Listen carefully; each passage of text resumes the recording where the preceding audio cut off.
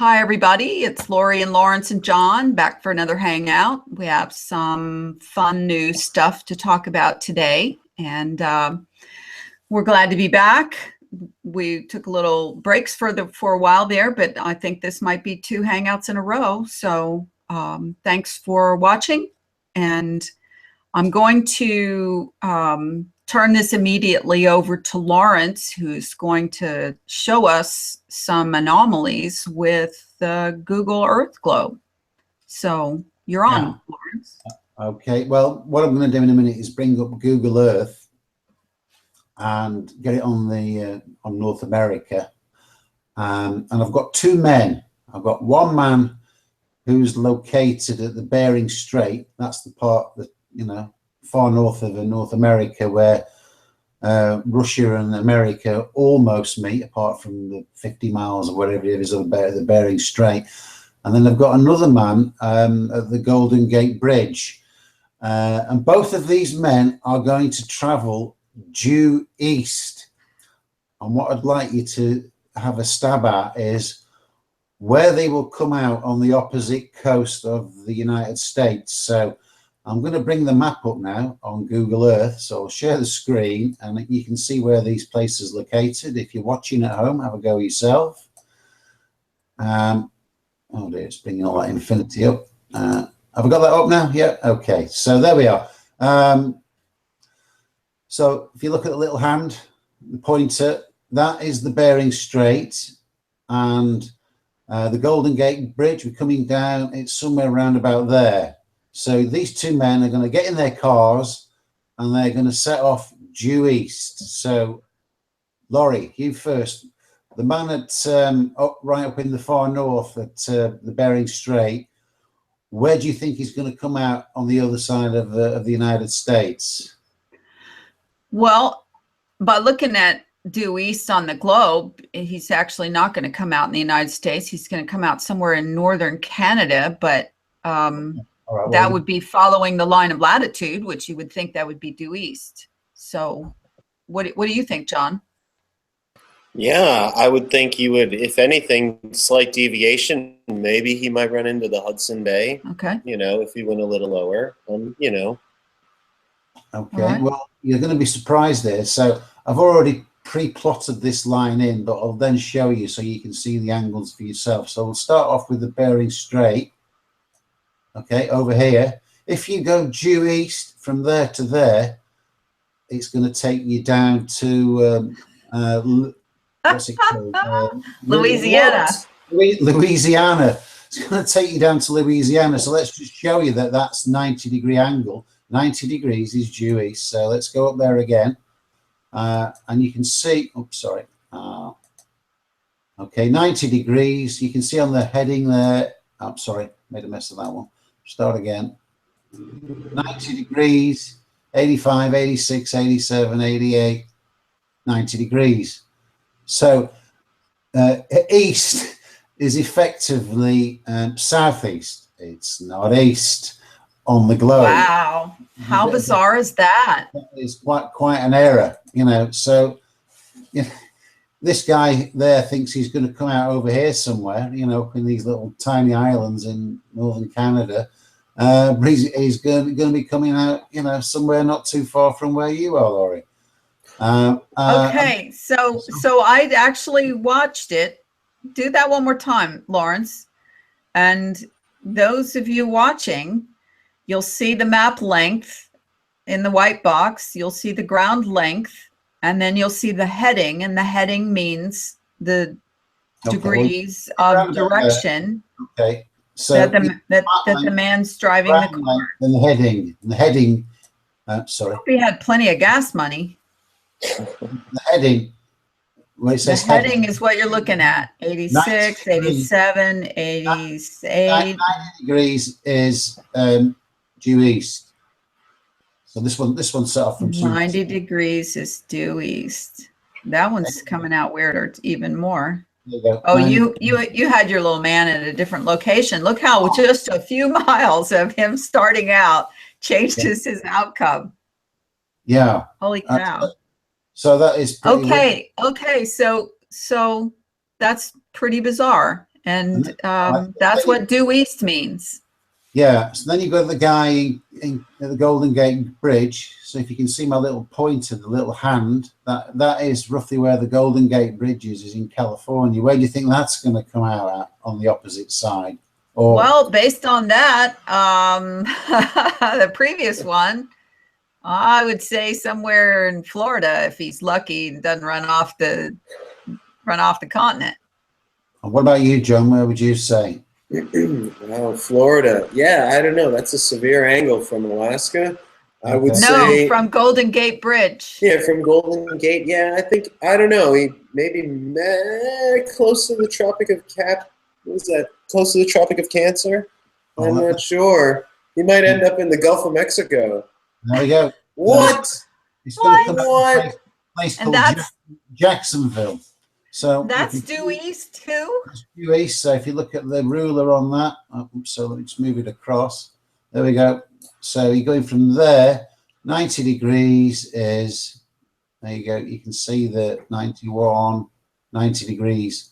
That line is 90 degrees, but obviously it's moving south of east. Wow. So that's more than slight discrepancy for Google Earth. So when you look at the globe, you want to say, well, which cardinal directions actually work out true? So if you've got somebody, say, at the equator, and they were going to move north, right along this line of longitude, so that's 360 degrees, that is absolutely spot on the globe. So that direction is, that is correct on the globe. Whichever line of latitude you go on. So if you go on that one and go 360 degrees, which is north, again, you're going to follow that line of latitude, 359.6. Longitude. Wow. Longitude, yeah. So you can look at all of these. Let's go to that one. Okay, so the up and down works, north and south works. Yeah. So if you're going north, then you're going to go north. And if you're going to go south, you're going to go south. The only place where east and west works is on the equator. So we've got the equator here.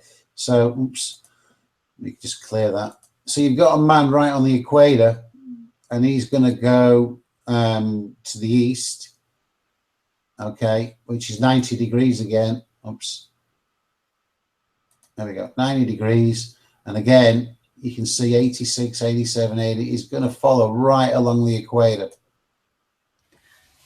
Okay, so north and south works everywhere. Spin that puppy around, Lawrence, and let's try it on the back side just to be sure. Let's try the prime meridian. There you go. Yeah, so all right, so if you go north along that one, it's probably going to take you straight up. There we go. So if you were there and you went north, you're going to get the 360 degrees again. There you go, 360 degrees. So it's perfectly straight. So that part of the map of the globe is an accurate representation of distance, but everything else is distorted apart from the equator. So everything in terms of latitude is skew with. Obviously, the word parallel means equidistance apart. So all these lines of latitude are an equal distance apart from each other. So if you traveled along that latitude and went east, then you should stay on that line of latitude, but you don't. So if for example, somebody's on that line of latitude there, I'm not sure what that one is, it's below the UK. It's probably, I don't know, about 40 degrees north, something like that. So if you got somebody there who goes at 90 degrees, he's going to be coming, there we go, 70, 80. There we go. He's going to end up there. So I'll just save that and call it 40. I think it's 40 degrees. 40 degrees, you're going to get, that is the distortion. And then you've got somebody, say, at the next line of latitude down. Have you noticed that when you do this every time, you end up basically 1.5 latitude lines down from where you started? Well, the distortion gets more as you move away from the equator, but there we go. So somebody on the next major line of latitude down, 89, 90. there we go. There you go. 89.83, let's save that. Let's call that 30. So you're going to build up a profile of where it's going to take you. So let's have a look at the Tropic of Cancer, going due east 90 degrees. That's going to take you, there we go, 86, 88, 89, 90. So the less distance apart, the closer they are together to the equator. And the more distorted they are, the farther north. There we go. So that's got 90.74, but you get the general gist of that. Let's save that. Call that cap.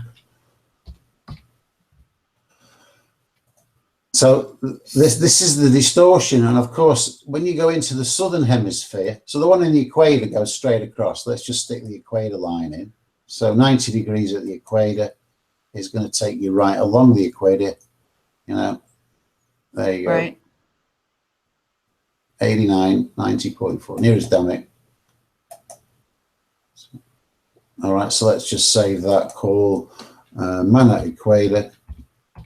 Okay, and then, but when you move south, the lines go in the opposite direction, so you end up being north of where you'd expect to go. So let's say you look at the Tropic of Capricorn and you go due east there. So that's 90 degrees again. Again, it's not taking you south, it's taking you north. 80, there we go, 90.05. So let's save that and call that Catman. What do you know? So their globe is pretty hard to navigate on with a compass, huh, Lawrence? Yeah, and that's so then let's just put one more in. Okay. This is only at 10 degrees below the equator, so there shouldn't be that much distortion. I think we need to have a talk with the U.S. Department of State geographer. It says down there on the bottom, data, SIO, NOAA, U.S. Navy, NGA, GEBCO. I think we need to have a talk with them. How did they navigate across the seas like this on a globe? Yeah, how did they do that on the globe? Well, that one down. Let's have a look. Nothing is due east. So you can't go due east on a globe. East on a globe unless you're just going to hang out at the equator. So it basically, so if you're below the equator and you go east, you're going to be going north of east. And if you're above the equator and you go east, you're going to be going south of east. But if you look at how these lines all curve in, this sort of lends weight to the Calignan map, because especially because they're all, the north ones and the south ones are all headed for the equator at 90 degrees. Look at the shape that you're actually creating here. You're making a shape of how the Earth really is.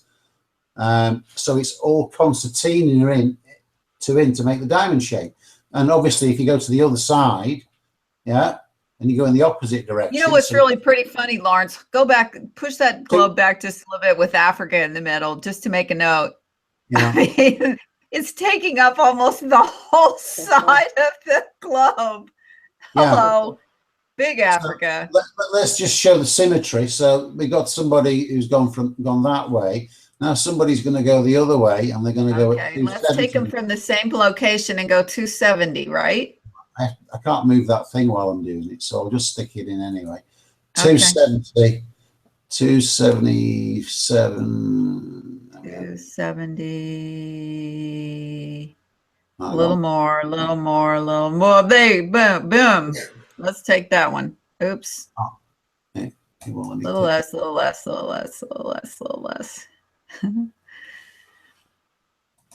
we go. Okay, that's not bad. So you've got that. I'll just save that as anything. All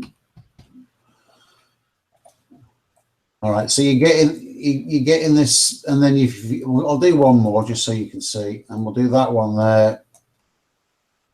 And do 270 on that. Let's move it across a bit so I don't have to go over that box.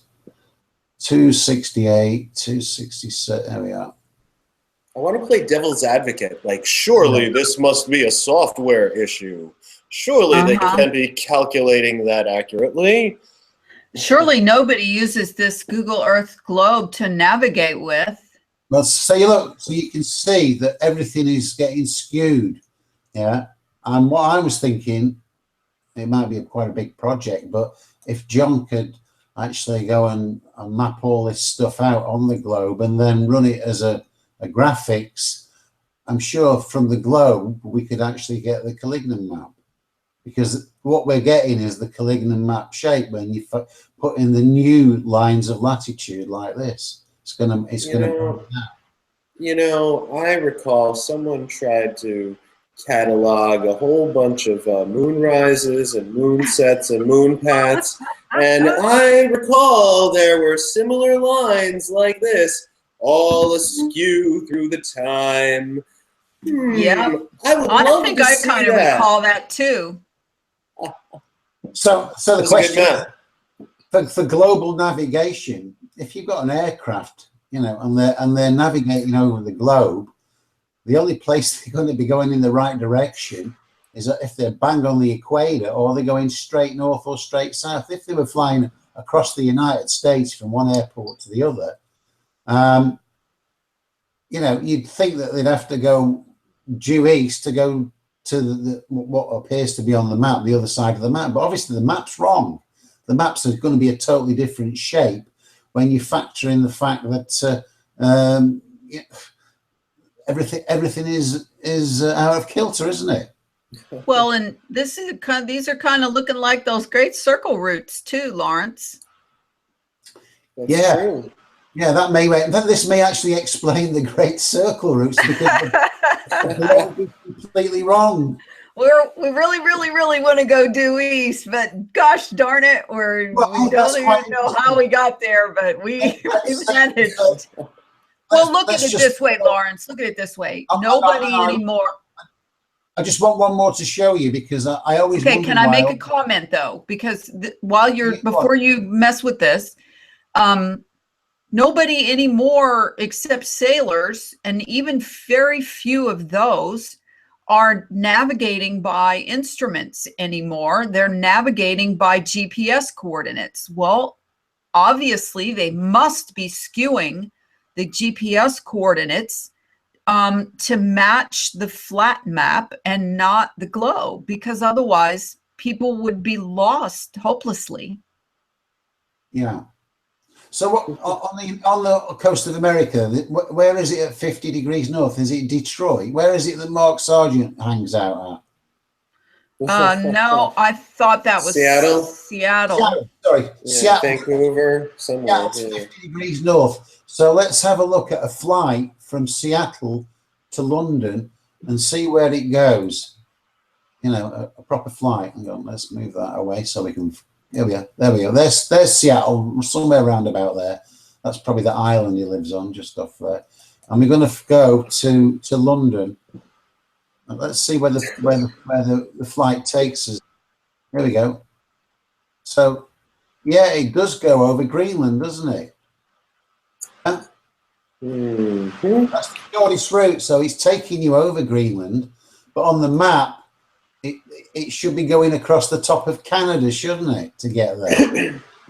So, yeah, the aircraft are flying over Greenland. It's just the map is wrong. Greenland, it does go over Greenland, but Greenland isn't there. It's somewhere else. There's your route. Anyway, let's save that. Now wait, hold on. Before somebody takes a screen capture of you saying Greenland's not there, it's someplace else, and takes it completely out of context, which has happened recently. Greenland is there. People taking things out of context. So that red line there is the flight path from there over Watsy, but obviously it's going up over, you know, into much higher latitudes to get there, but the representation of how the land lies is on the globe is completely incorrect. It's only accurate going north and east-west at the equator. So when And people say, I can't remember the last time anybody went up to the captain in an airplane while it's flying and said, "Hey, which direction are we going on the compass?" yeah. You know, I mean, the point is nobody checks the information. They just are along for the ride.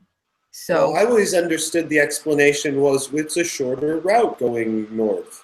So what? Which is not necessarily, I mean, it is maybe, but like that's sort of misdirection in words. Well, it it's is on the shorter. Collignon. It is on the Yeah. Collignon too, isn't it? Shall we just Yeah. see what direction that is to go from Seattle to London in terms of degrees? Then that's a bearing of 32 degrees. Yeah.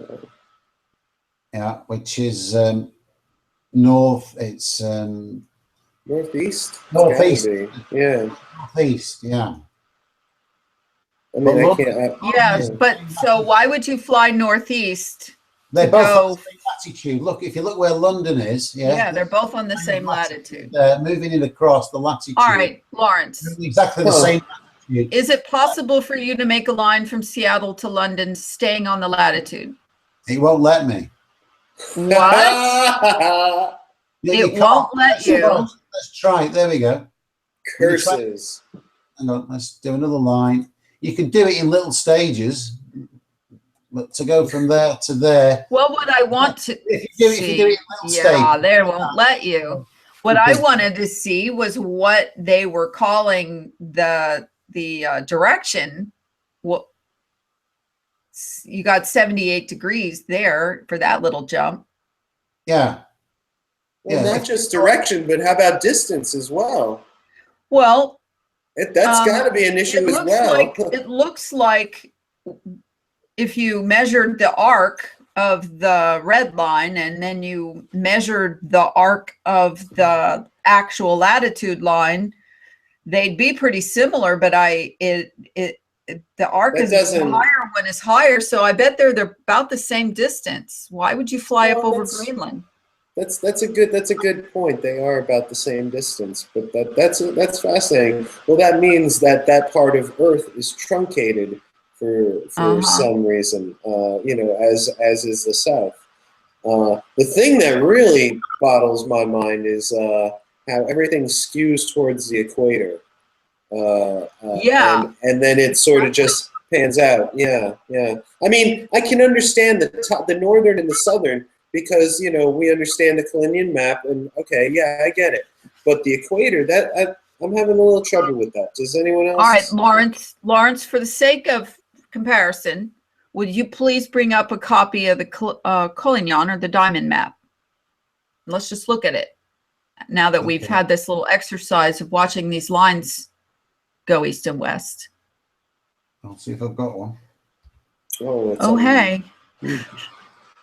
It's a map people haven't seen in a long time, huh? I mean, I can open one if you want me to, but you're the one sharing the screen. There it is. Oh, there's the Collignon with all the little people standing on it. These guys are all standing upright. All the people on the Collignon. Okay, so look at the lines of, let's just compare the lines of latitude here on this map. They're all straight lines. Yeah. But the shape of the continents are all different here than they are on the globe, obviously. Yes, they are. Yes, but if you were going to go from Bering Strait, Alaska, if you're going to go from Seattle to London, that's a straight line. Okay, and if you're going to go from the Bering Strait due east by the angle of that tilt, where would you come out? You would not come out at Louisiana. Yeah. Well, this is just so I don't know how to compare due east here to due east on that globe, Lawrence. Yeah, I don't know. I've only come across this. Because well, no, but the point is, due east on this map looks more normal than, I mean, if you were in Golden Gate, Golden Gate Bridge, where the heck is that? I forgot. San You're Francisco. squaring. Well, from Seattle to London, you're squaring the curve. Yeah. So on this map, due east looks pretty normal to what you would expect it to look like. Do the flight compared to the globe one. Let me do a line. I've got a line on here somewhere. Here we go. That's a pencil. View home. But it does, you know, the idea that the reason why I said let's bring this up is on this map, due east makes a lot more sense. But there's London. Yep. Oops. Is it giving me a line? I mean, it's just about due east. Oh, sorry. I mean, just about. It's not perfect, but it's tiny on there. But yeah, they're on the same latitude. It's going to take you there. It's just a straight line. So that's really what the plane's doing, or you think. But they're not going over Greenland, are they? But then again, the planes are flying in the air, which is graduated in levels of density. The higher you go up, and I don't know, is the level of air like less dense at the poles as well, because there's you're up at the top of the point, the peak. I don't know. Does that have something to do with warping? Is what I'm saying. Warping. Yeah, we've had every kind of discussion about the Great Circle Route concept. Everything from, well, they're going north to catch the jet stream, or they're going, because the Great Circle routes are more pronounced at the far south and the far north than they are in the middle, right, Lawrence? Oh, they're very distorted, yeah, in the extremities. In the north and the south. And people have said, well, maybe they're, you know, going down there to save gas by fuel. I heard recently that they had to teach some of the pilots that fly these northern routes to also learn how to navigate via the stars, similar to the way the guys had to do it on the ships. Really? And now and it's something to do with what was it? It was just so recently. Like if they had a computer breakdown or something? Because I think the whole thing crashes if they have a computer breakdown on planes nowadays, because nobody manually flies them all the way anymore. I guess they do a little here and there, but that's a good point too. But I mean, I'm just fascinated by the fact that the air routes are curving similar to the old sea navigation routes. You know, they all sort of like coincided into like a point, at which case, you know, they all tried to follow the North Star, but they still had all these curved routes. I don't know what the points in between the intersections were. That's something that I haven't researched, I have to say. But I'm sure you've all seen them. There's never a straight line on anything. Well, all I know is we pose a big question here to Google Earth and NOAA, National what is that? NOAA. NOAA. Forgot what they even are. The guy with the boat. No. Yeah, NOAA, not that NOAA. NOAA. Then. God, I'm going to have to look it up now because I just had a brain fart and I forgot. So we have a big question for them as to why due east does that in the north and the south, but yet it follows the lines of longitude perfectly, going 360 degrees.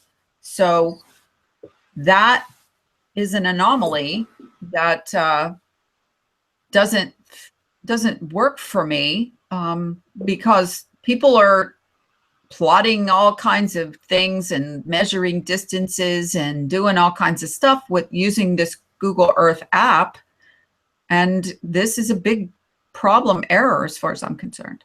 Yeah, and if you go east-west, if the globe was true, if you plotted something directly from east to west on a line of latitude, it would stay on that line of latitude, but it doesn't. It only stays. Well, not only that, Lawrence, but have you ever gone through the exercise of you can go online and you can ask where is the opposite side of the globe from my location? Have you ever done that? No. Because everybody in America always goes, oh, if you dig a hole through the earth, you're going to come out in China, right? That was just always the big thing. It's going to come out in China. Well, It's supposed to be on the other side of the earth. But yeah. I think from my location, if I came out on the other side of the earth, if I remember correctly, it was somewhere in Australia. And if I came out on the other side of the globe. Oh, I have a question for Lawrence. Do you think that this would work if you were, let's say, trying to draw that line with your declination along ground level? Like instead of like looking at the globe, looking from the Google Earth globe where it is from whatever elevation or whatever distance you are from it. But if you like zoomed in and went along ground level and then plotted a course along 90 degrees from a certain location, would the path be similar to, trying to create one from, sort of, an external, let's say, in orbit perspective? Yeah. Did you get all that? I don't know. I gotta translate that. I don't know. Am I doing that thing where I talk like a song? Okay. You just visited the Tower of Babel this weekend, didn't you? Oh, right. No, I'm just kidding. The AI doesn't know where we are. For those who think what I'm talking about, it's the National Oceanic and Atmospheric Administration, NOAA. I did look it up. Okay, so all right, so let's get back to serious here. What are the ramifications of this information to both globe believers and flat earthers alike? What do you think the ramifications of this is? Or does it even matter? It's like the whole world doesn't revolve. The whole world doesn't revolve around Google Earth, even though people think it does. They think Google Earth is like the Earth, like photographic imagery almost. Those little planes flying around taking pictures of Earth, and that's what they make Google Earth out of. And you mean I'm looking at Earth right now? You mean we all know it's a cartoon, right? Yeah, we all know it's a cartoon. Or maybe we don't all know, but for those of us who like really understand reality, Google Earth Maps is a cartoon of the globe. And if you pull out from, did you close it already? Close the program already, Lawrence? Yeah, you're on screen, I think now, Laurie, or I am, or somebody is. No, I'm talking about, I'll put that back on shared screen again, the Google Earth, and zoom out from it. Okay. In the meantime, I'll just flash back and forth between you and me and John and because I'm feeling silly. Well, zooming all out, right, yeah. There you are. You're on it. You're on. Okay. Zoom out of this fake planet. Okay. Keep zooming.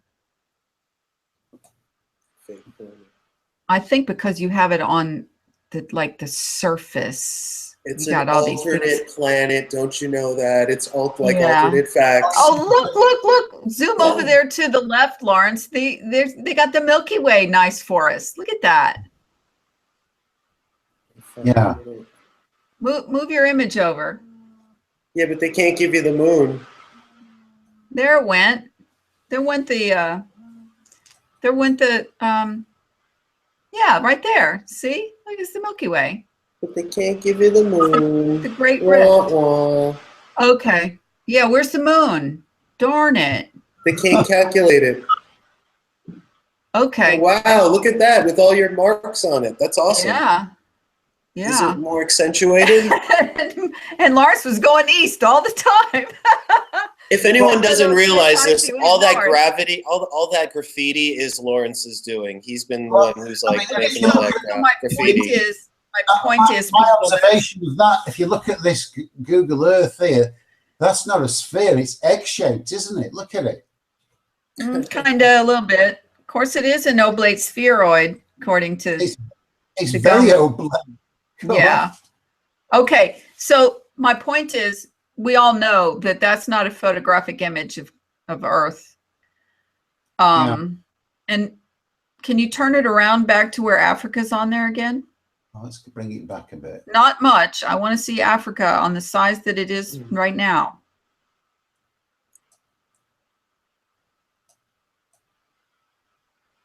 Okay, look at how big that sumbitch is. I'm sorry. It's just, okay, so now look at those lines. What does that say? That says fake globe to me right there. Boom. All those curved down angled lines, that's all east and west. Yeah. Just not right about that. All right, that's it. That's the exercise. I just, I wanted to, I wanted you to zoom out so that people could see that this is, you know, some bullshit overlay with the Milky Way in the back. Look how big that is. That Milky Way stayed the same size no matter the Earth got really small. We got really far away from it. Oh boy. All right. So else. Hang on. Let me discard that. Let me just go to Facebook. Infinity. Okay. Why are you going to Facebook? Stop. I just want to show this one because whoa. Yeah, be careful because you got people in groups making comments, and I wouldn't show that, please. No, I was just showing my. Oh, I don't need to go to Facebook. Now let me just go back to Paint. Went to Facebook. You went to Facebook anyway.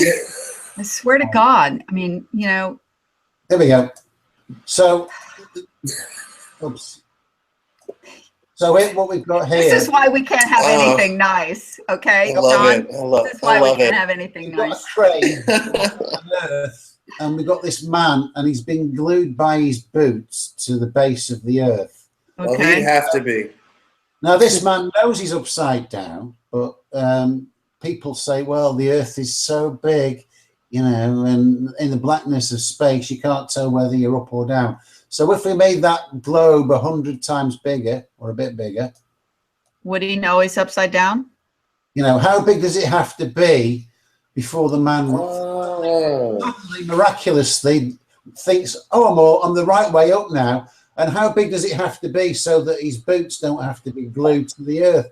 Because at some point, when you make that Earth bigger and bigger and bigger, suddenly gravity comes into force. The man suddenly thinks, oh, I'm the right way up now, and I don't need the glue to hold me onto it. I mean, it's ridiculous. It's absurd. It's absurd. So people start arguing the toss about curvature. You know, if you're on a globe, you can know about it. You know, and if you're anywhere apart from right on the bloody top, you know, you're going to be stuck out at all these ridiculous angles. You just won't be able Martz, did you make this cute little meme with the crane and the globe and the guy? Yeah. Right on. You rock. So the question was, how big does the globe have to be before you would not know you were upside down, and before your feet didn't have to, gravity kicked in and your feet didn't have to be glued to the ground, and your head didn't feel like it was going to explode from all the blood rushing to it? You see, if I make that, that's at 50% scale. Okay, I've made it 100% now. Look, the man's still upside down. I've doubled the size, and now I've made it 300%. The man is still upside down. If I made it 1,000%, what's the biggest I can do? 800%, if I can find the man. There we are. Still upside down. If I made it 1,000,000%, the guy is still going to be frigging well upside down. Even if gravity existed and could pin the man to the Earth, he would still be frigging upside down, and he still bloody well know about it. Yes. his head would be full of blood and he would hate his life because it would feel like his eyes were going to pop out of his head after about 30 minutes. Yeah, people say, oh, just like those people that are in the International Space Station who always look like they're either hanging upside down, which is why their hair always looks, those women's hair always looks all goofball, or their faces look like distorted, and their eyes are always like kind of squinty, and their faces are always red, because I think they're hanging upside down. Yeah, I really do. I think that's part of the illusion, and then they just, you know, flip things. But anyway, that's an aside. And you've got these people out there for 8 inches on a mile, and you think, well, what's the point of that? Why would you need to do that? Let me ask you something, Lawrence. I'm going back to these funky lines that we drew in the East and everything. I want to ask both you and John, what does that do to the circle flat Earth model? Anything? I mean, other than the fact that it's already been destroyed anyway, but you know what I'm saying. Well, it certainly makes the equator more prominent. The fact that everything's skewing towards the equator, that means that that's the center. It just doesn't make sense that it's a straight line, and on the AE map, it's a big circle. So on the globe, you know, that's the only true directions that straight line is a straight line. Well, that's the only true straight line of east. Yeah, maybe that's a Google Earth clue. We're letting you know everything we can let you know without, you know, just blatantly telling you that this shit don't work. And yet, you know, all these people are still running flashlights around in a circle. You know, here's how it works. So, you know, it's actually an interesting, I'm going to kind of segue to that for a minute. It's actually an interesting time right now, because there are more and more militant flat earthers who are being vocal about the AE map being a joke and a hoax and false and disinfo and whatever else you can call it. And I'm seeing lots more arguments not within the groups, but because I don't belong to that many anymore, but on personal people's Facebook pages, they're coming out for the AE is doomed, the AE's dead, it was, you know, a psyop, blah, blah. And other flat earthers are arguing with them that are still AEers and circle earthers. And it's becoming now an in-house argument. Okay. I think we call that intramural.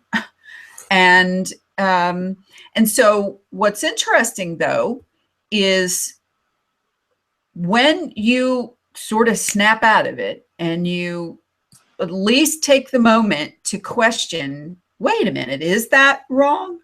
What are these other models? And I don't care about whether you heard about square or diamond or Pac-Man or any of the other things that words that people use to describe alternative models.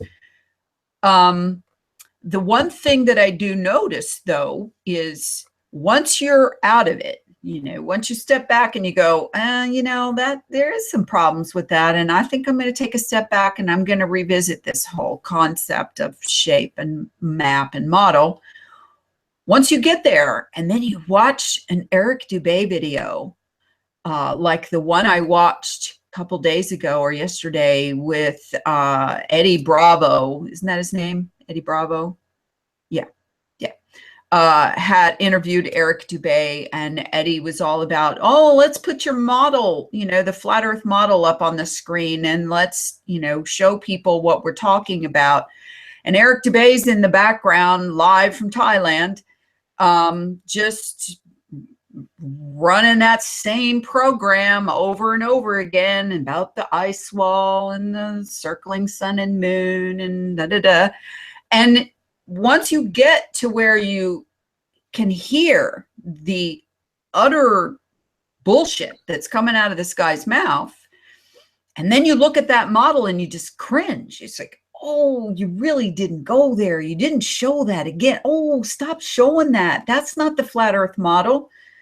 So why is it that I'm there, you're there, John, you're there, Lawrence, and why is it that we see this big O problem and these other people, there it is, there's the flat earth, I saw one the other day on stacks of turtles. Obviously was a joke on the flat pie turtle flying around on a turtle theme, which we all know, everybody's gotten off of that joke anyway. But the point is, why can we see it and they can't see it? Why does it make us cringe and it doesn't? Others are like, yep, there it is. That's what I know. I think because we are thinking, logical, critical human beings, and we see where things just physically can't work. Well, but they think they are too. Okay. I have no response to that then. Well, okay, so how do we... The proof is in the pudding. My point is, how do we get through to them that we're not just being buttheads and going against the trying to paddle upstream here? I mean, it isn't a pleasant place to be opposed in your belief system to everybody else. Okay, you're not a glober and you're not, an AE mapper, flat earther.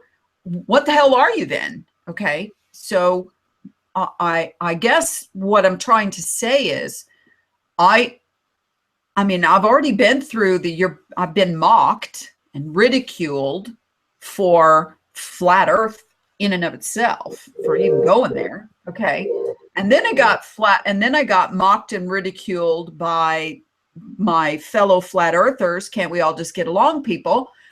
For bucking the system with the map and the model. My question is, why does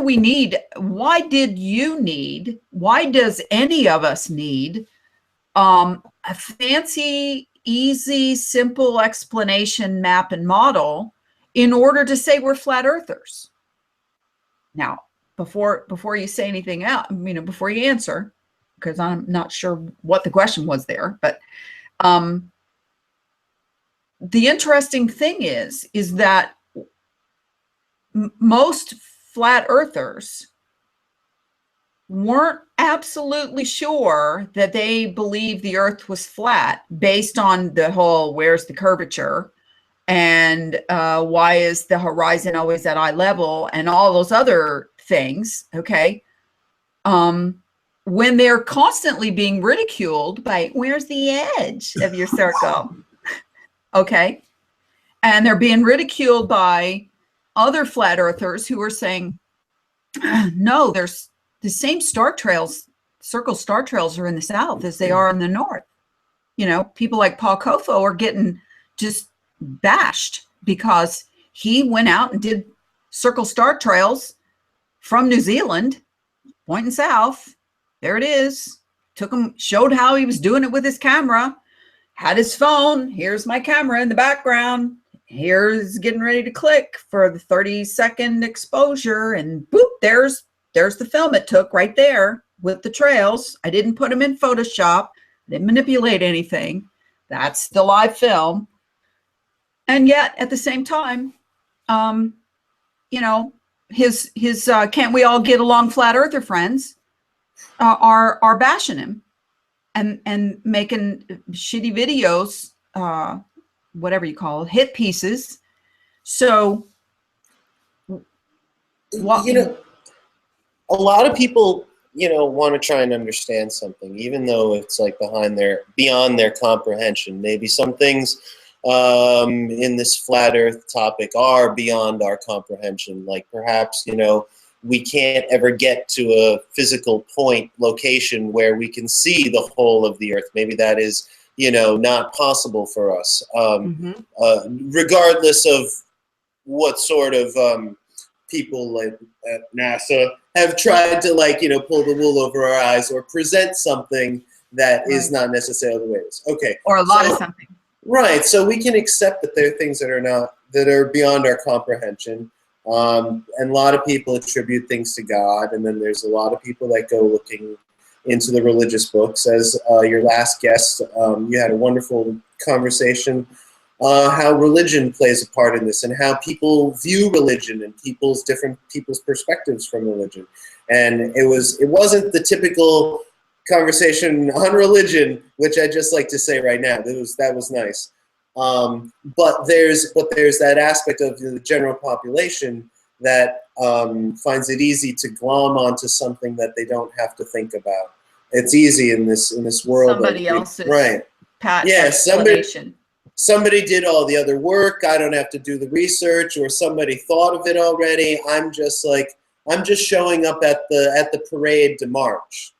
In a way. And then here's what happens. Okay. Mm-hmm.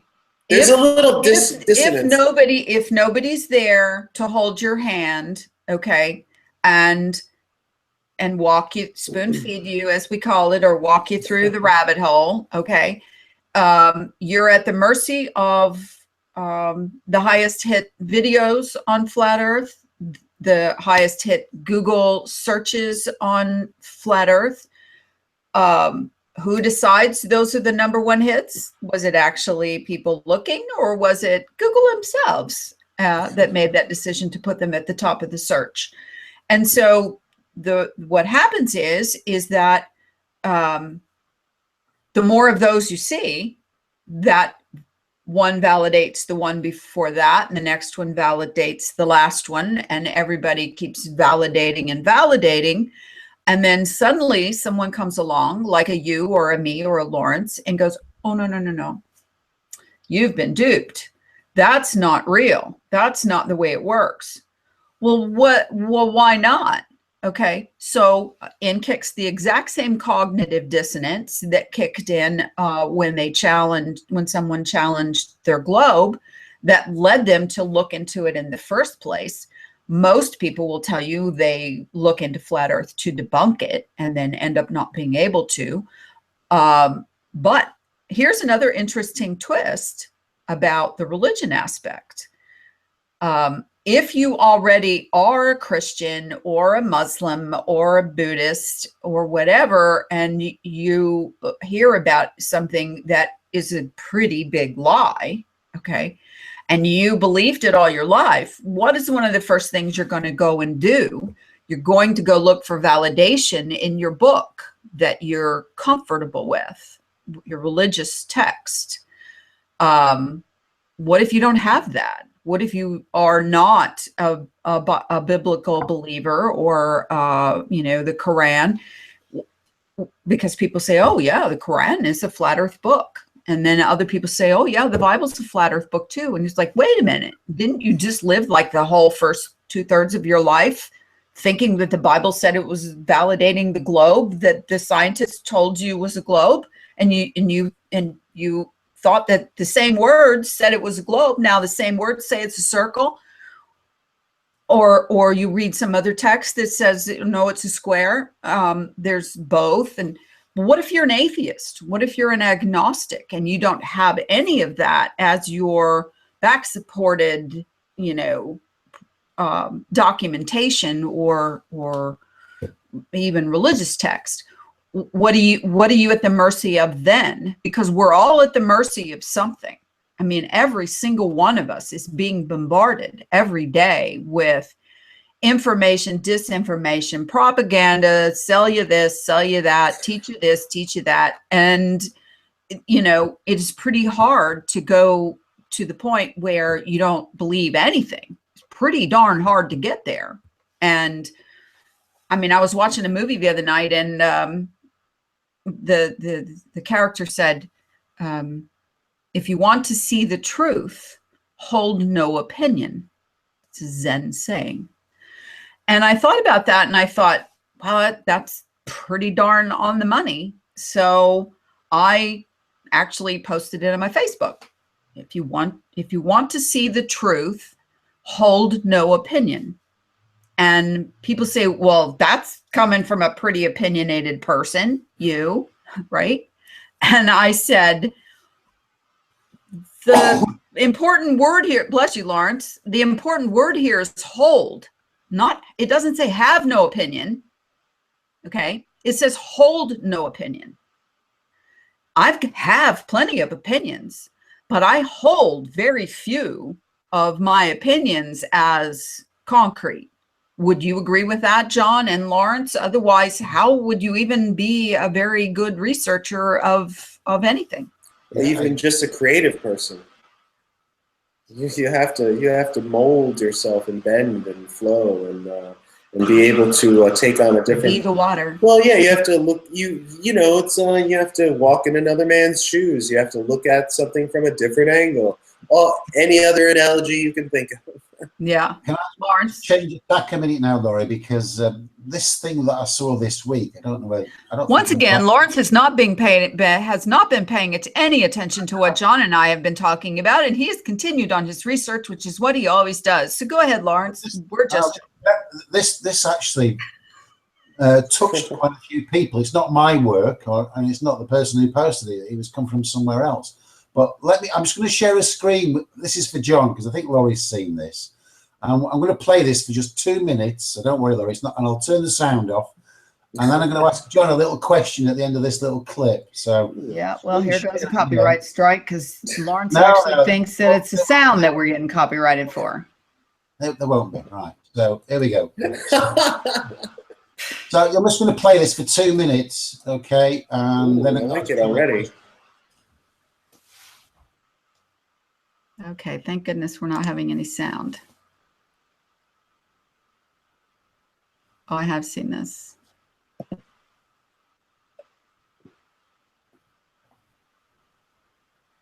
Oh, is she the sun?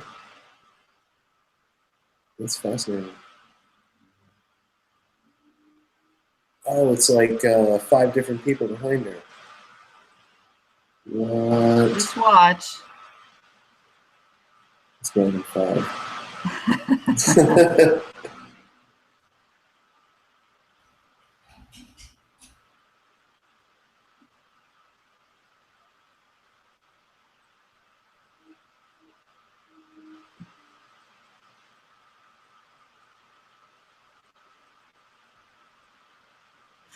For those of you listening to the podcast, we're very sorry. There is no sound, but Lawrence is playing China, My Dream Chinese Deaf Dance Team, 1,000 Hands of Buddha video. Right, so I'll stop that now. So the question, John, is you watched that. Can you tell me how many dancers there were there? How many dancers there were? Yeah. I cannot say. I mean, if I stopped it, I could count, but I would say hands. I would say maybe 20, maybe close to 20 hands. It looked like. At home, how many dancers did you see there? Oh well, I just saw one dancer. Yes, it was one dancer. It was one dancer, and it was just filmed in different, positions, a frame at a time or whatever. But it gives the illusion of many dancers. Like claymation, John. Yeah. Okay. No, I was trying to figure out was it a kaleidoscope effect or were there actual physical people there behind her? But then it seemed that there were way too many. Right. Stop motion photography, and it's supposed to represent the movement of time. Mm-hmm. So, John, okay, go ahead, Lawrence. John, Laurie, John, have you ever watched the movie? Oh, sure. Yeah, and when you watch the movie, effectively you're watching it a frame at a time. One image at a time that comes onto the screen, isn't it? Yeah. But the movie that you're watching, all of the information is already there, isn't it? All of it. Yeah. But you cannot watch that movie all in one go, can you? You're incapable. Your meat suit cannot see the entire movie in one go. Well, I'm stuck in a situational awareness where I'm fixed to a specific location in time space. Now, if I consider that everything here is non-linear time, non-linear space, then light is not a wave and light is not a particle. Light can be, and so like frames of a movie, it's actually, I didn't see the movie, I just know the movie. I know it, I know every frame. I haven't necessarily seen it, or I could jump into a portion of frames. Right. But yeah. Your conscious is only able to view things in a linear fashion, one single moment at a time. That's true, isn't it? One moment at a time. For instant replay, but that's there are many documented cases of people who've had near death. You know, they've been in a hospital room or whatever, and they've had these near death experiences, and they've seen all the life that they've lived so far.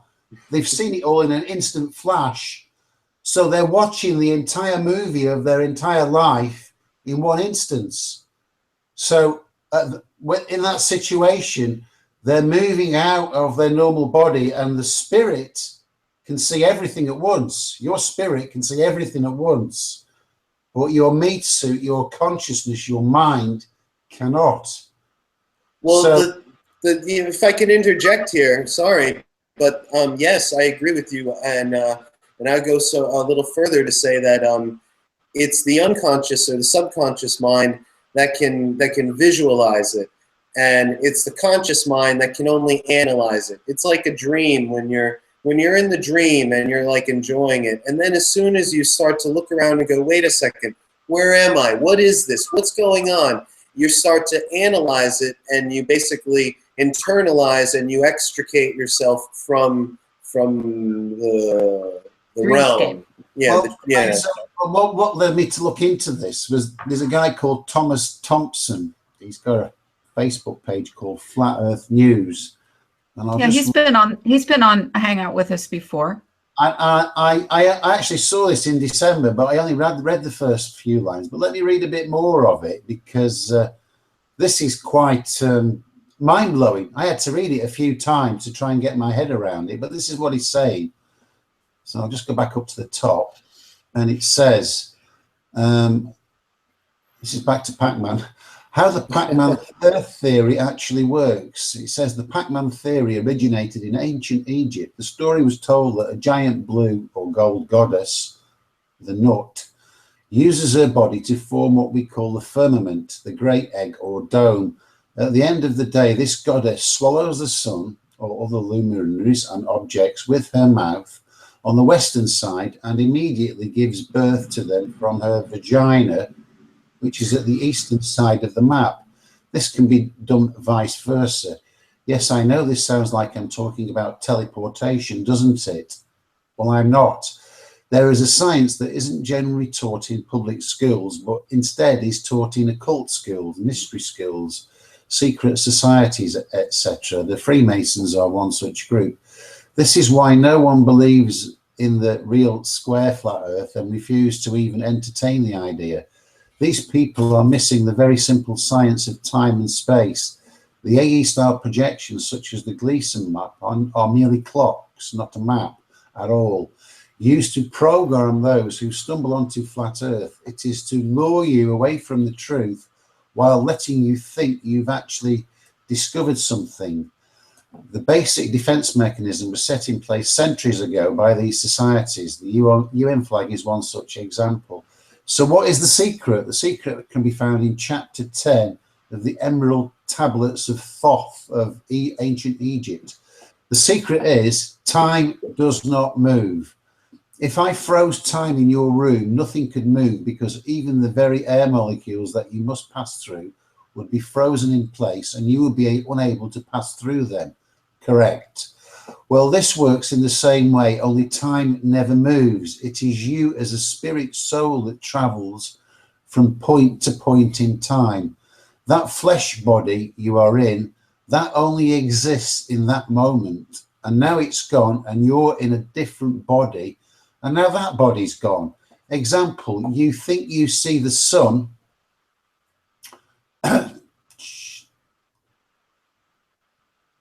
You think you see the sun travel across the sky from the eastern wall to the western wall exit the western wall, and immediately reappear at the eastern wall again.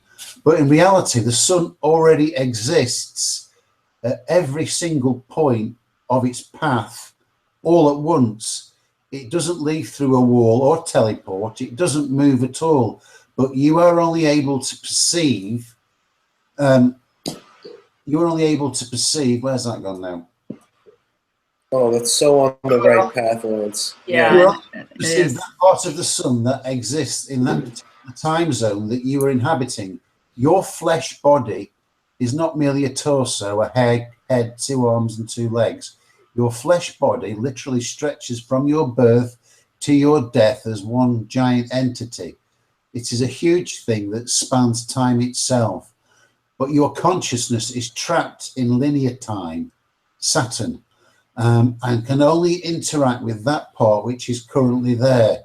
I use the example like you see a 2-dimensional hexagon when in reality it is a 3-dimensional cube. Now add time as the 4th dimension and you begin to see that all form is merely incomplete illusion. You are not seeing anything as it really is, and more important, nothing can move apart from your spirit. So basically what you're saying is when your body moves, every moment that your body moves, it's actually a different body. like the dancers. Like the dancers, yeah. You know, Lawrence, I had this thought just today. It was along the same lines that the sun is not where it is right now. It's in all the places at all the times of the year. We're just seeing it as it progresses in a form of time, and that's fascinating. Yeah, that we're moving in, that we are caught in, we are caught up in, that we cannot escape from. Yeah. Which makes that little flashlight circling thing over the pizza pan map really look stupid when you get to that level of thought, right? I mean, when you think about really, you really came up with that, and if you explain it with great flair and confidence and what appears to be integrity and you know, really into it, most people will go, yeah, I see how that works.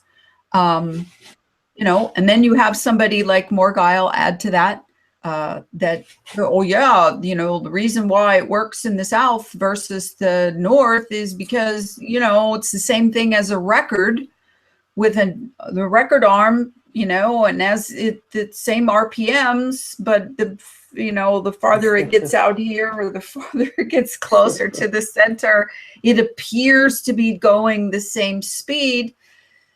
No, that's a record player. We're talking about the sun and the earth and what we all observe. And, you know, it doesn't speed up and slow down, and it doesn't have to. So why? That's like gravity. That's like any of those reverse engineered ad hoc theories that those sons of bitches that sold us the globe have added on for 500 years or however long they've been doing it. Okay. So stop doing that. You don't need to do that. You don't need to come up with these bogus theories to sell something to somebody, you know, buy now, reduce price. Lawrence sent me a thing the other day, a link to some website on Zazzle that's got all of these flat earth things for sale. $24.99 this, and no, $14.99 for that, and $399 for a Gleason map. You know, woohoo! Okay, and I'm sure it'll be worth more in the future. You can even get it stretched on canvas and then, you know, hanging on your wall like a regular piece of artwork, and like, you know, follower. watches and bangles and baubles of every shape and dimension. Because that's what's really important is really important. Wear your flat earthness with, you know, with flair. With flair and pride. Yeah. Yes, I know. Yeah. I noticed you don't have much pieces of flair on your jacket.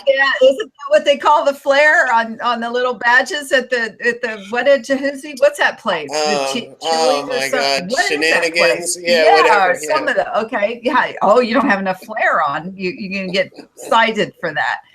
And so, come on with that. What is up with that? And, Lawrence even said the other day, he said, boy, well, the minute this flat earth thing hits the mainstream, there's going to be all kinds of people cashing in on flat earth, commercialism.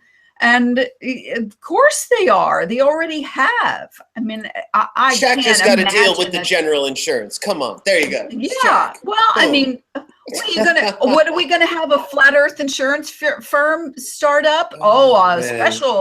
Special just for flat earthers. Buy your insurance from us. It's cheaper or whatever. Or, we'll donate portion of our proceeds to the Flat Earth Society, or Well, I mean, that's come cool. on. Maybe Tila Tequila will get a good job in sales. But okay. And here's another one. Okay, let's think about this. All right.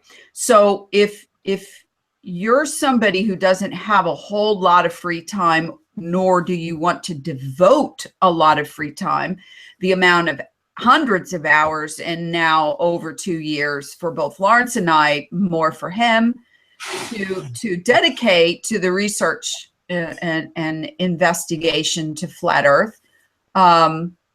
If you want the Cliff's Notes version, by God, there's somebody out there to give it to you. I mean, and it will be the soap on a rope of flat earth. I mean, it will be easy to handle and, completely all in one package, celebrating flat earth for you without you having to do much of anything, right?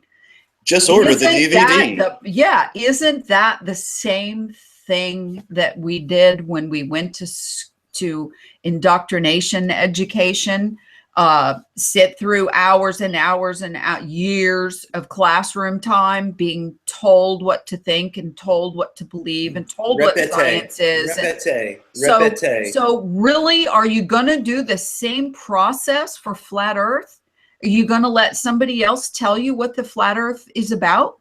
And where you live? I mean, if you took the time to stop and think, even for a moment, to entertain the idea that the earth might be flat, are you really going to just go and let somebody regurgitate to you what flat earth is? Okay.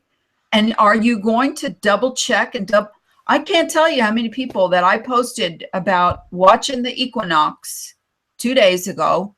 The sun rose at my house on the 27th latitude, directly east, followed my house directly above all day long, high in the sky, and set directly west to now that we got this east and west thing all like screwed up. Okay. I'm talking about 90 degrees rise, 270 degrees set. I watched it with my very own eyes. I watched the sunrise and the sunset. It was a 12-hour day. Okay. That should not have been able to happen because the sun was tracking in a straight line over the equator, which happens to be 0 degrees latitude way down south that way. Okay. I am above the Tropic of Cancer even. The sun should not have been even with my house. Okay, my house. I tell this all the time, so everybody goes, "Oh, that's really research." My house is set east and west on its lot, so I can't help that. I didn't build it; it was already there. Okay, and so that's an object to use. I think it's pretty scientific to use an object that's in a fixed location to watch a moving object go by, don't you think? Okay, so where was the moon? I asked other people. It was really late at night. It wasn't up at the same. It wasn't up during the night. Was it 3 o'clock in the morning? Was it at 9270 or no? It was probably off. Was it? Yeah. Totally different trajectory. Oh, okay. It's completely independent of its sister. And so the point is that on the globe and on your flat earth circle model, that can't happen. Okay. The only way that could happen is not by the terrain, but by whatever the shape of the ceiling is. And There's only so many ways you can say this. So for the sun to jump all the way to appear to come up directly east at the 27th north latitude, it is an anomaly. Okay. Now the day after, back south again. Back south again. So what, this is something that is going to, bother the crap out of me until I can figure out how is it doing that, and what is the shape of the ceiling, what is the angle of the dangle of the ceiling, what kind of refraction is going on that can create that kind of anomaly. You know what Lawrence was quoting before, Thomas Thompson, who I'm sorry. Thomas Thompson. Oh, yeah. I did get it right. Go right. Good Thomas me. Thompson. This will make him has a happy. Oh, that's good. Yay! Good for you. Shout out. No, it's fascinating. With all our talk of Pac-Man, for whatever people hate that for, we're actually talking about something that's generally, I would say, rooted in quantum physics. Something that's quantum. It's not necessarily physical matter, and it's not necessarily energy. Also, it's something that's quantized. There's entanglement. There's right. Here and there. So I'm actually surprised that nobody sort of approached it from that sort of perspective. I mean, we didn't really spell it out for people in terms like that. I don't really have any analogies in my mind right now. But I'm surprised that with the way that everybody talks about like energy and like quantum mechanics and atomic levels, diamagnetism and how about CERN and then they're looking at this yeah. bozo looking circle with a little flashlight going around in a circle. Those are the same people trying to figure this out. Well, it just takes a little, opening your mind and considering that there's a whole other realm of science out there, not on this level. It's like there's some people that are in tune with it. There's some people that are trying to figure it out. But I'd say for the majority of the population, it's difficult. They hear it and they go, oh, I don't know. And I don't understand those big words. I don't get it. I don't get it. Okay, well, look at it this way. Yeah. Those guys way back in the Emerald Tablets of Thoth knew what they were talking about. This is the kind of reality that slaps me in the face, that shows me how much information has been hidden from us, and not just the quantity, but the quality of the information that has been sequestered away from us for, thousands of years. And talk about the dumbing down. If you don't have the information, then this is our way, of creating a mental picture of Nut, and how else to say her name, the big goddess with the sun going in the mouth and coming out the vagina, as Lawrence says. So the idea is, they explained it that way. Okay. That was the imagery that they were able to use to explain a concept then. This is the imagery that we're using now. Nut, Pac-Man. It's not that big a difference. We're talking about the same concept. So for people to, every day, I never miss a day. If I go on Facebook that someone doesn't, aren't you the Pac-Man lady? Aren't you the one with the Pac-Man mom? Just show that. John, do it again. Do it again. I just don't understand how it worked on camera. John's got a giant Pac-Man pillow. I don't understand how it gets from one side to the other. I really don't understand how it gets from one side to the other. I really don't understand. I really don't understand how it only goes in one direction. I really don't get it. How did it get back over there? I just really don't understand. Oh my God. Yeah, I think that is the problem for a lot of so-called flat earthers, that they broke through the cognitive dissonance to see that the Earth is flat, but they don't want to look any further. They've adopted what they've been taught at the start. And they don't believe that magic is possible. Magic to them is something that they cannot conceive as being achievable, but you know. But they believe in a supernaturally created dome. They believe in a supernaturally created ice wall, and everything on Earth was somehow supernaturally created. Well, anyway, I've got this spoon here, and I'm going to do some magic now with this spoon. There is no spoon. Sorry. It's been on TV all the time recently. There's no way you could not have said that, right? But I've got this spoon. No, I've done some labels here now, and so I'm going to, for posterity, I'm going to catch this live on camera.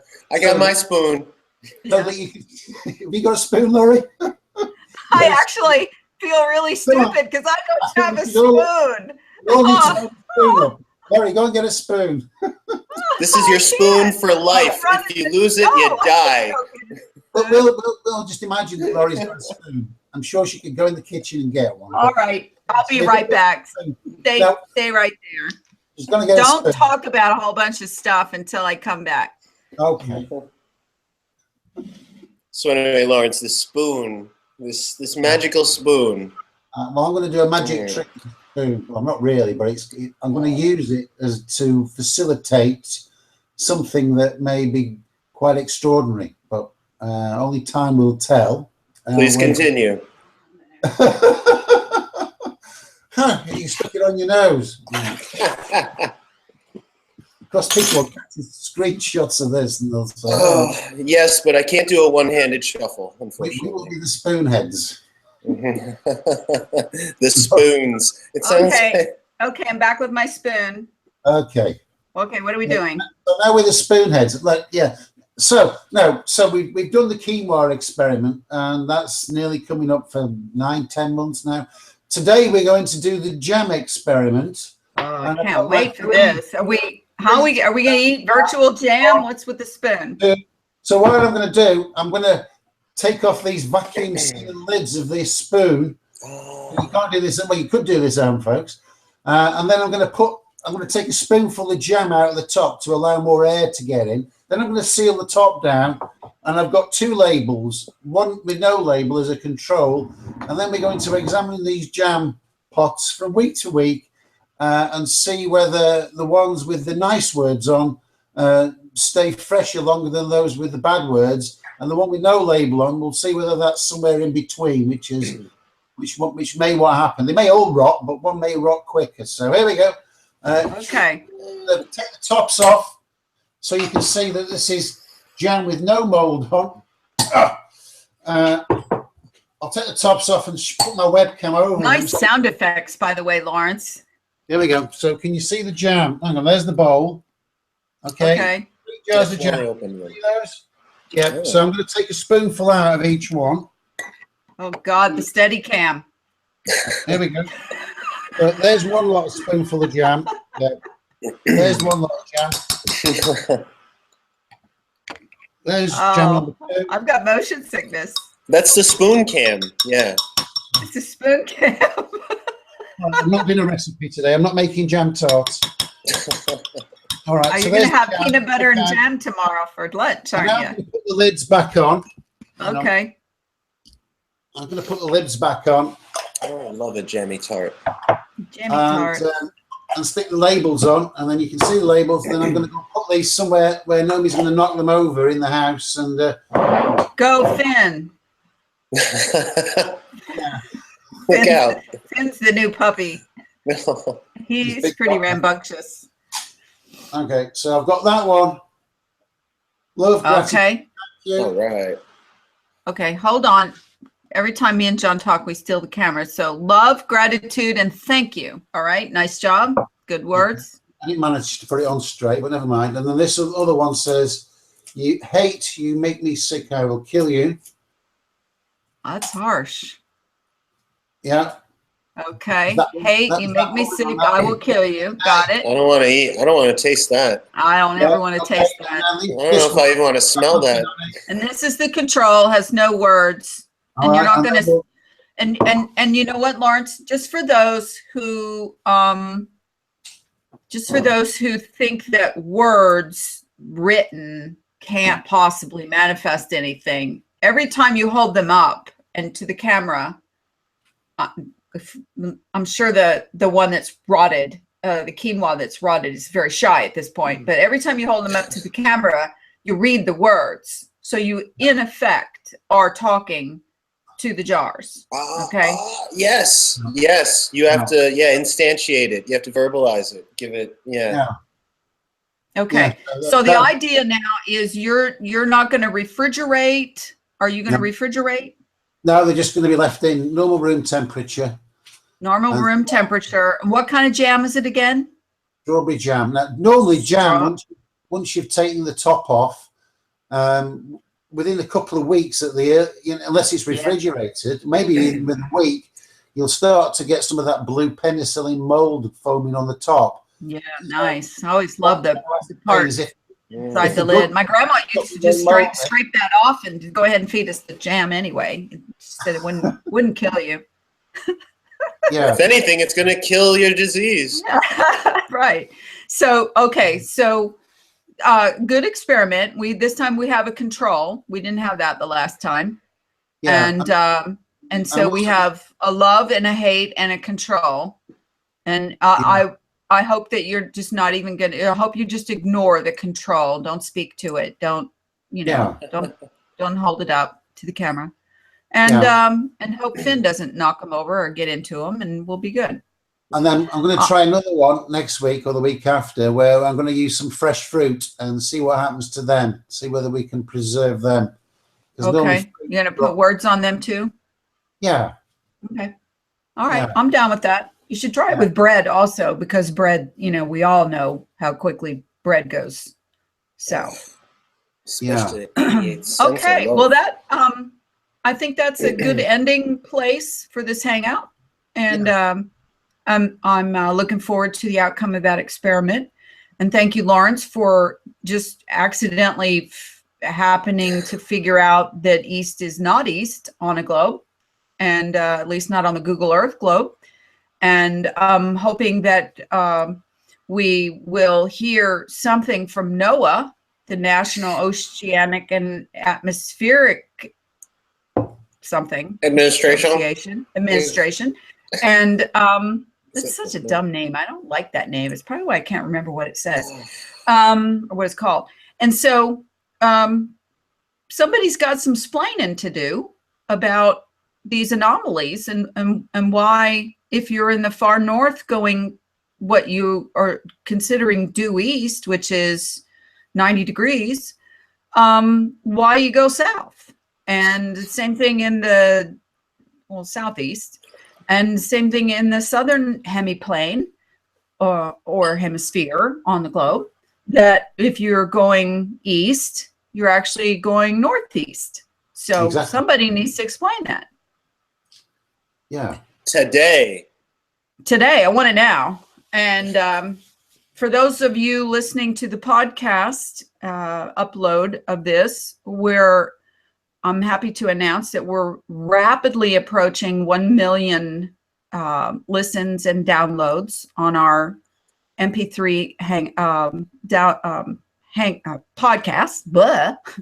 And I think that's getting pretty epic for a couple of people who get pounced on, hit pieces made about, and called the Pac-Man wacky people, and so on and so forth. Somebody out there's listening, so it should make you feel a little better, Lawrence. It makes me feel a little better that it's not a pat on the back. It's just that I happen to have a boyfriend who tracks these things and lets me know when we're approaching a landmark. And I think 1 million views will pop some balloons or something in a couple of weeks when we hit that magical mark. So yeah, pretty awesome. Everybody, thanks for watching. Thanks for listening. And we'll see you next time. This is Lori, Lawrence, and John, and from the Flat Earth Conspiracy Channel, signing off. Sayonara. Yeah. Good night, folks. See ya.